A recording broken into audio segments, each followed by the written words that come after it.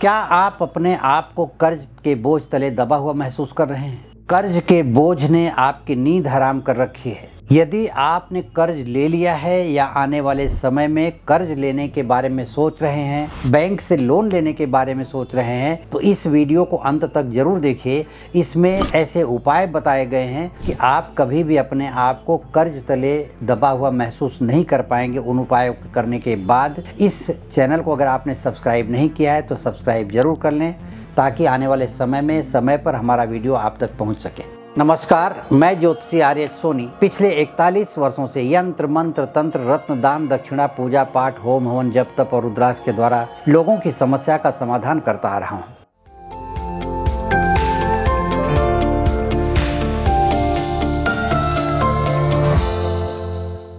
आज हम बात करेंगे उस समस्या की जो लगभग मनुष्य के जीवन में अशांति का कारण बन जाती है, और यह समस्या है कर्ज। क्योंकि कर्ज लगभग हर आदमी लेना चाहता है, बिना लिए उसका काम नहीं चलता है। चाहे घर बनाना हो, व्यापार करना हो, वाहन खरीदना हो, बच्चों को पढ़ाना हो, या कोई भी ऐसा काम जिसके लिए अत्यधिक पैसों की जरूरत पड़ती है, उसके लिए आदमी का कर्ज लेना आवश्यक हो जाता है। ऐसे समय में अगर कर्ज आपके जी का जंजाल बन जाए और वही कर्ज आपके रातों की नींद हराम कर दे, तो ऐसे कर्ज का क्या फायदा।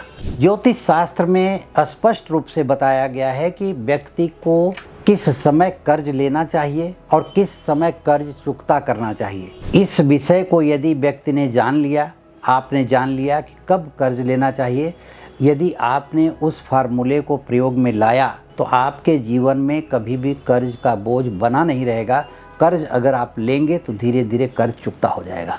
इसके अलावा यदि आपने कर्ज ले रखा है जिंदगी में किसी कारणवश, और वह कर्ज लाख प्रयास करने के बाद भी चुकता नहीं हो पा रहा है, तो इस वीडियो में आगे आपको मैं ऐसे उपाय बताने वाला हूं कि जिन उपाय को करके आप अपने कर्ज से मुक्ति पा सकते हैं और भविष्य में आने वाले समय में शायद आपको कर्ज लेने की स्थिति ना आए।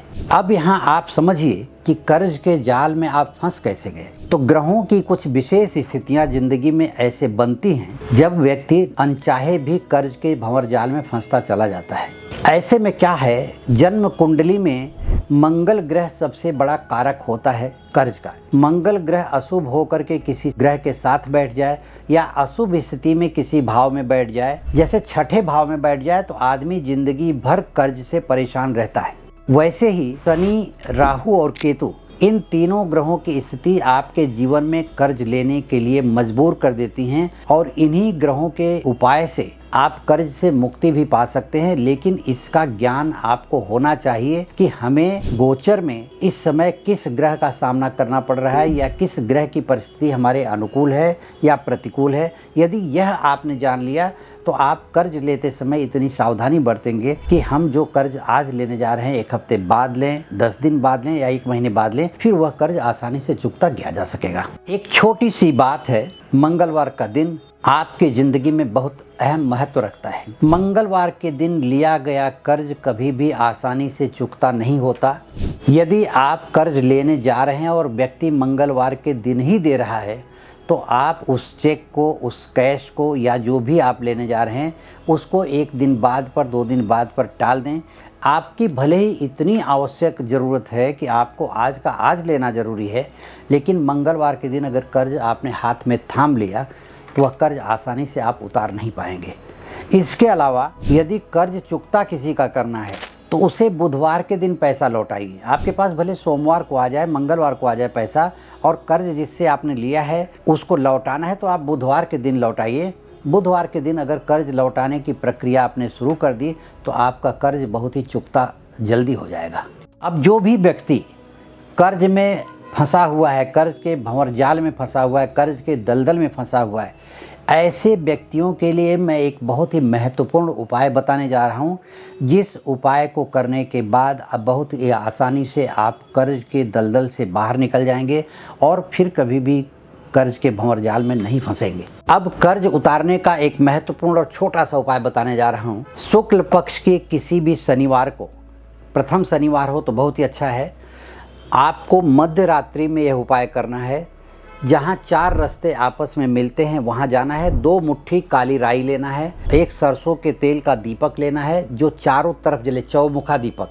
तो ये लेकर के आप चौराहे पर जाएं। तो चौराहे के बीचों बीच नहीं, 4 रास्ते जहाँ मिलते हैं वहाँ किसी भी किनारे खड़े हो जाएं। खड़े होकर के दोनों हाथ में राई लें और अपने मन की इच्छा कहते हुए दाहिने हाथ की राई बाईं तरफ और बाएं हाथ की राई दाहिनी तरफ फेंकना है। फेंकने के बाद में उस दिए को वहीं पे जलाना है और यह क्रिया पूर्व की तरफ मुँह करके करनी है। दीपक को जलाने के बाद में आप मंगल देवता को प्रणाम करें, शनि देवता को प्रणाम करें, राहु को प्रणाम करें, केतु को प्रणाम करें। और जिन ग्रहों की स्थितियों के कारण मेरे ऊपर कर्ज बना हुआ है मैं नहीं जानता, हे प्रभु आपसे प्रार्थना है कि मेरे ऊपर से कर्ज चुकता हो जाए, मैं इसलिए यह उपाय कर रहा हूँ। यह उपाय करके सीधे आप घर चले जाइए। इस तरह से 7 शनिवार, शुक्ल पक्ष में 2 शनिवार आते हैं, 2 शनिवार करिए, फिर अगले शुक्ल पक्ष में 2 शनिवार करिए, अगले शुक्ल पक्ष में 2 शनिवार, उसके बाद 1 शनिवार आया, या शनिवार के दिन अमावस्या आ जाए तो उस दिन भी ये उपाय आप कर सकते हैं। इस उपाय को करने मात्र से आपके ऊपर चढ़ा हुआ कर्ज बहुत ही आसानी से उतर जाएगा, या कोई ऐसा मार्ग मिल जाएगा जहाँ से आपके धन की आवक बनेगी और आपका कर्ज चुकता हो जाएगा। इस उपाय को हमने 7 शनिवार तक करने के लिए कहा है, लेकिन यदि आप चाहते हैं तो जब तक आपका कर्ज न उतर जाए तब तक यह उपाय कर सकते हैं। लेकिन इसके पहले आप कर्ज के भंवर जाल में क्यों फंसे हुए हैं, कैसे फंस गए आखिरकार? आपने तो प्लानिंग अच्छी की थी लेकिन फंस गए हैं। इसलिए जन्म कुंडली का विश्लेषण अवश्य करवा लें। हो सकता है उसमें ग्रहों की स्थिति को देख करके और भी उपाय बताए जा सकें कर्ज के भंवर जाल से निकलने के। इसके अलावा आपको जन्म कुंडली का विश्लेषण करवाना हो या मुझसे व्यक्तिगत रूप से संपर्क करना हो तो इस वीडियो के नीचे दिए गए लिंक पर क्लिक करके आप मुझसे संपर्क कर सकते हैं। इस चैनल को अगर आपने सब्सक्राइब नहीं किया है तो सब्सक्राइब ज़रूर कर लें, लाइक करें, शेयर करें, तथा आपके जो विचार हैं कमेंट बॉक्स में हमें लिख करके भेज दें ताकि मैं उसका आपको जवाब दे सकूं, आपको समाधान मिल सके। नमस्कार, धन्यवाद।